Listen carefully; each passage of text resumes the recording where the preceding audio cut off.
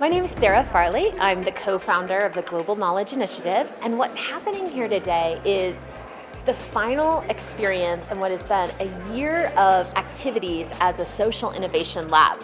And so what happened here today is called Collaboration Colloquium, and essentially what it is, it draws together potential collaborators who might have some willingness to participate in bringing forward very specific kinds of innovations. She's trying to see how to raise money. So if we can have the bubble with Wanjiko's hand. So that's the reason why she seeks for information innovation. My name is Amira Bliss. I'm the Senior Program Associate at the Rockefeller Foundation, and today was the final day of the Collaboration Colloquium, an event hosted by the Global Knowledge Initiative, who convened an innovation lab to really help us understand what are innovative solutions and strategies to address the problems of post-harvest loss in Africa. What do you think are the most important elements for storytelling?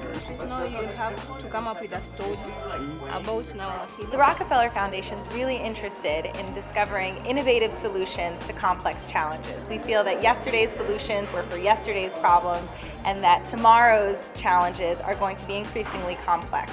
And so we looked for partners such as the Global Knowledge Initiative to help us understand what are new ways, new strategies to address problems such as post-harvest loss that are faced here in Africa. Improved seeds or fertilizer so that she can increase her productivity, working in the rural areas in agriculture. First, we sort of set the frame. What is post-harvest loss? Well, we've learned a lot about the challenge over the course of this year, so we took all of the analysis and the perspective that we'd gathered and we boiled it down to a very, very short presentation supported by some background information. There aren't many people looking at new ways of problem solving in the way that the Global Knowledge Initiative has showed us. So we are very excited to bring in this innovation lab concept to this pressing problem of post-harvest loss.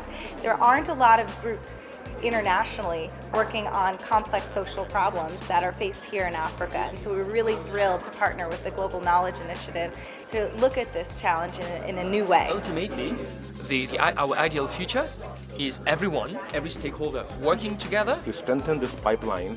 So at the end, we are getting very little. Those from here. Okay, awesome. Sounds great. We took these 5 stories of inspiration and we used them to bring the challenge of post-harvest loss into the room. In the next session, what we did, we invited people to take specific target challenges, one on distribution channels and one on sourcing mechanisms, both as measures to mitigate post-harvest loss. And we asked them to rip those challenges apart and put themselves in a map, a challenge map. Products coming from different directions. Those reports looks like they're feeding into the government. Local entrepreneurs to set up cold storage. We then had everyone vote. So looking at all these, they came up with 60 dimensions of the challenge. What is the piece that you want to tackle through innovation and through a network at this point in the process? So they chose 6 great prompts to move forward as a team.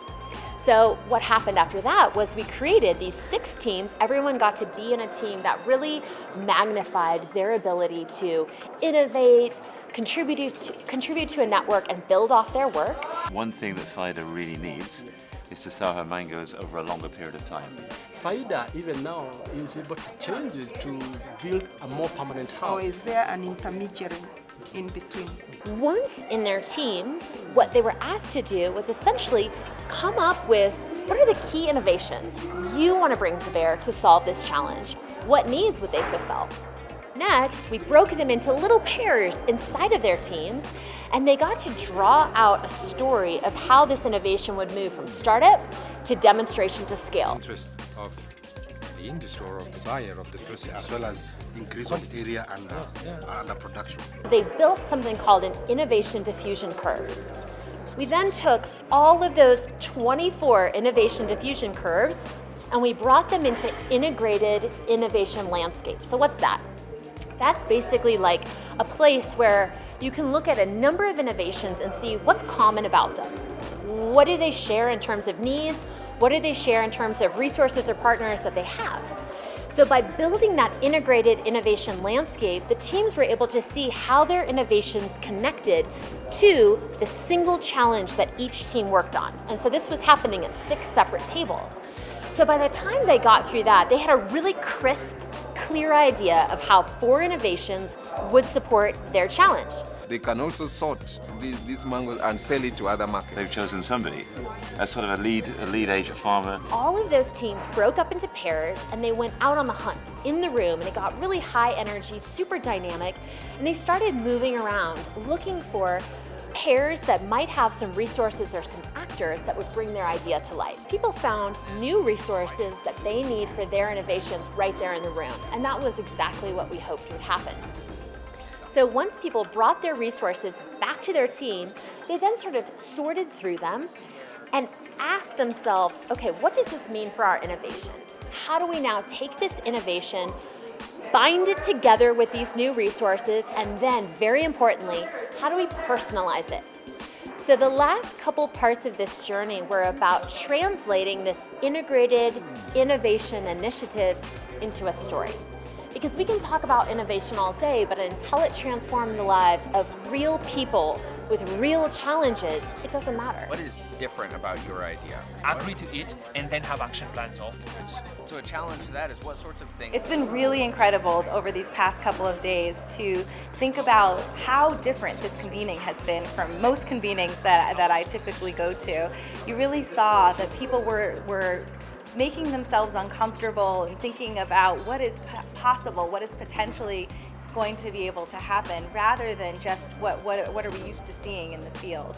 And so what we saw today was a lot of really creative stories about a potential future, both short-term and long-term, about a desired impact for smallholder farmers that we had never before been seen. In some ways, a shared processing facility run by a company is just a processing facility, isn't it? It is. Yeah, maybe we need more of them. I don't know. The last part of the day was about building stories using a technique called storyboarding, where we see how a story emerges using visualization techniques, looking at sequence. We did a storyteller's coaching session. The 6 teams offered up their stories, and we did evaluations in terms of the innovation being viable, feasible, desirable, innovative, and in terms of how resources individuals had could be offered to that story to make it come to life. And so with all of that, the experience was rich and integrated and transformative, and we're just so excited.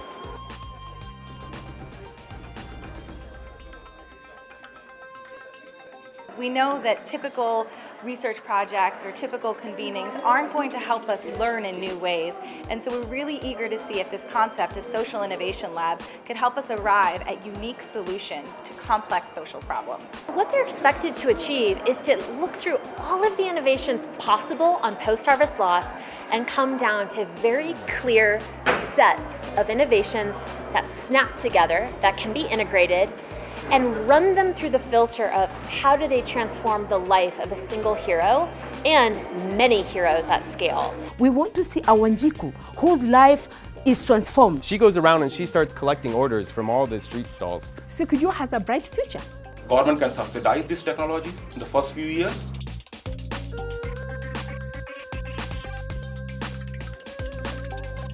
Groups were composed of a really exciting mix of individuals from public sector, private sector companies like Coke and Nestle, organizations like the African Agricultural Technology Foundation, or implementers like TechnoServe and Agra. So we also had producer organizations representing farmers, especially farmers from perishables across East Africa. We also had researchers. We had a researcher there from Malaysia who's an expert in gum Arabic coding. So it was a fantastic collection that really represents the key stakeholders that need to take action on the challenge.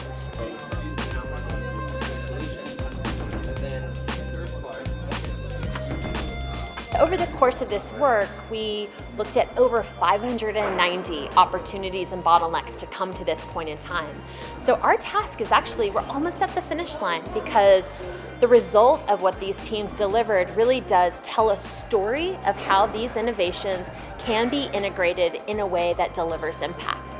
So what happens next is we'll package up these stories and we'll give them to the Rockefeller Foundation to inspire and support their strategy and decision making. We're taking all of the information that we've gotten from a number of our partners, from stakeholders on the ground, and really thinking not just what are the solutions that we're going to carry forward, but how. And with all of the tremendous materials that we've gotten from the Global Knowledge Initiative, from the very beginning when we were doing challenge mappings, all the way to the after action report that we're going to get from today's Collaboration Colloquium, we're going to put all this together and really understand the how of how these solutions are going to manifest themselves in the world, how we can achieve this impact on smallholder farmers across Africa.